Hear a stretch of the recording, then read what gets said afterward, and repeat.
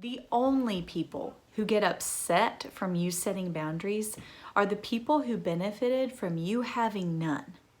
What's up, rock stars? Welcome back to my channel. My name is Tracy Ferguson. I'm a self-love and relationship coach, and those are the things that we discuss here in this community. If you're new here, please consider subscribing if this content resonates with you at all. And even if you don't subscribe and you like this one, feel free to give it a thumbs up. It's like the nicest thing you could possibly do for me. So thanks in advance. Boundaries. We've touched briefly on boundaries here on this channel before. I will link that video below, so go and watch it after this one.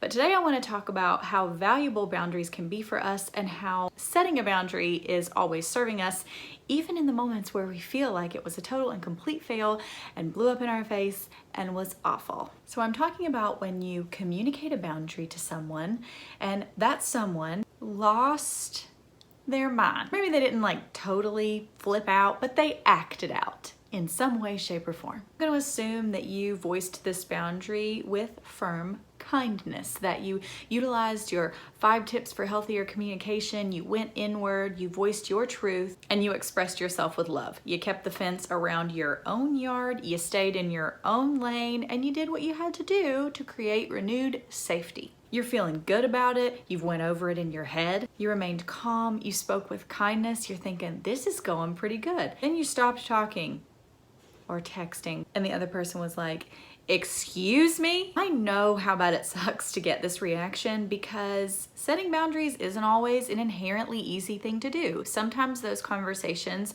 are tricky and uncomfortable. At the very least, they're slightly confrontational because you're required to kind of show up for yourself all the way. Let's put this in context because you know I love examples. Let's say you go through a breakup and maybe it ended amicably, or maybe it didn't. Either way, you're not exactly friends. Maybe you didn't do the breaking up. Maybe they initiated the separation. But you appreciated that they were honest. Maybe you exchanged some sort of mutual love at the end, you know, general pleasantries. I wish you the best, yada yada. Maybe you're not totally wrecked, or maybe you are. Again, this is just one example. Bottom line though, you parted ways.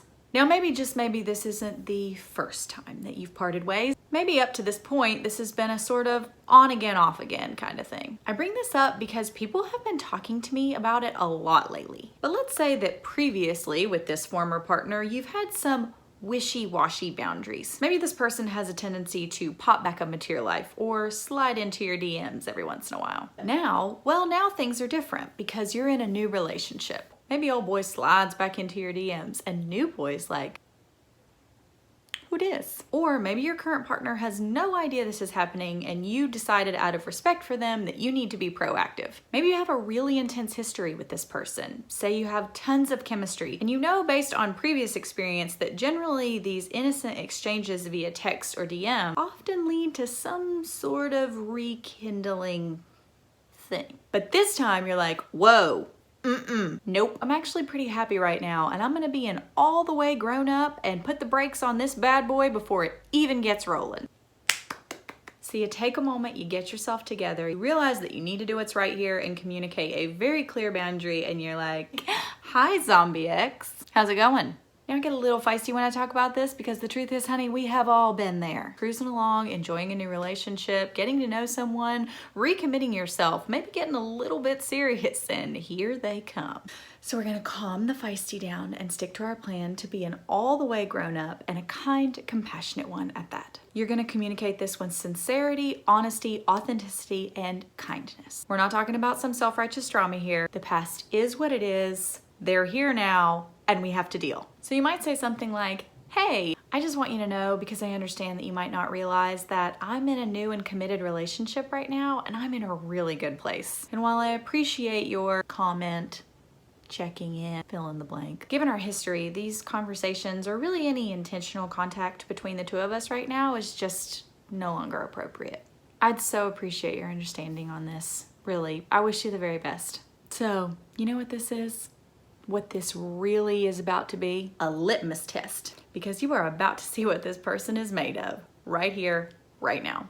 If they truly respect you and do indeed care for you and have your best interests at heart, and they're whole, healthy, and emotionally mature, then hear me when I say that they will not say anything other than something like, Oh yeah, of course. Thanks for being upfront with me. Wishing you all the best too. Have a good one. Now, if that conversation goes any differently, you have to understand something. Any of the chaos that might fall out of their mouth after that point is not about you. And it doesn't mean, certainly by any stretch of the imagination, that you did the wrong thing in communicating that boundary. In fact, I would say that you should be even more relieved, because that's really a successful boundary at its finest. When you say, like, here's what I need, they immediately show you that not only can they not honor your boundary, but they're gonna attempt to make you try and feel some type of way about it. No. You did exactly the right thing to show up for yourself and honor yourself and communicate very clearly what's okay and what's not okay. Now, while we don't set boundaries in order to test someone, if you want to easily determine the emotional health and maturity of anyone in your life, then simply voice a boundary and watch what happens. Because if they are immature, if there's a part of them or multiple parts of them that are unhealed, if they're making your boundary about them and behaving in a way that is remarkably self-absorbed rather than acting out of the love and care that they've previously expressed to you, then they are going to act out. And this shows up in a variety of different ways. It could be subtle, it could be explosive, it could be crazy manipulative. But if you only hear one thing in this entire dialogue, what I want you to take away from this video is this. The only people who get upset from you setting boundaries are the people who benefited from you having none. Yes. I don't know who said that, by the way. If you do know who that quote's from, drop it down below so we can all be further enlightened. So what do you do? What do you do when someone gets super mad about this thing that you need in order to feel safe and be happy and live your best life? This thing that is totally about you and not actually about them at all. What do you do when someone loses their damn mind? Fact number 1. You are not, I repeat, not in any way, shape, or form obligated to engage. In fact, almost always when someone acts out after you express a boundary, they are desperate for your engagement. After all, they want the opportunity to change your mind, or they wouldn't have bucked against it in the first place. Setting a boundary with anyone in any relationship in almost any case doesn't actually require any additional explanation or justification, particularly conversations with your exes. Now, before you misunderstand me, if you're communicating a boundary within a current, active, healthy relationship, if your partner has additional questions or concerns and they're stepping toward you in a loving way in order to have an authentic conversation about your previously stated boundary, then yes, if it feels safe, discuss, explain, clarify, affirm. And when done with mutual vulnerability and compassion, those conversations can be extremely productive. We'll talk more about boundaries like that in another video. But when someone is acting out toward you and your new boundary and you are not even in an actual relationship with them, or you don't have a close, healthy, intimate relationship with them, and they really are acting the fool, then repeat after me, my darling. No is a complete sentence, period.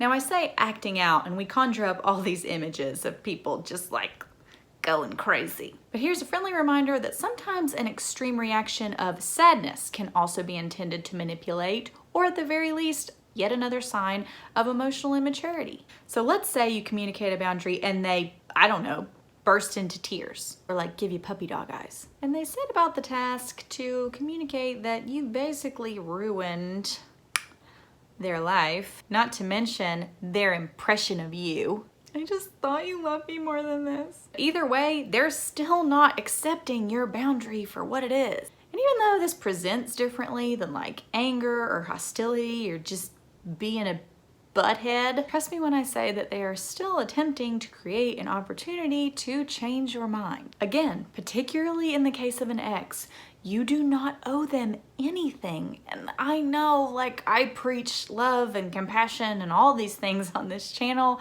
but this is real love. This is you honoring the thing that you need within your deepest self and standing all the way unashamed in your truth. It really has nothing to do with what they need, because that is their responsibility. And if everyone on this planet had enough self-awareness to really look inside and ask themselves what they need, communicate that effectively, and then honor it, we would live in a totally different world. The truth is, you can't interfere with someone's feelings. You can't ultimately stop someone from having a feeling or create a feeling within the soul and mind and heart of someone else. At the end of the day, you can only communicate your unique perspective. And you can be firm, and I encourage you to be firm. It's not your job to fix anyone's emotions or repair their emotions in response to something that you said. Quite simply because you're capable of no such thing. And if you do believe you're capable of such a thing and you blame it on your empathic tendencies, then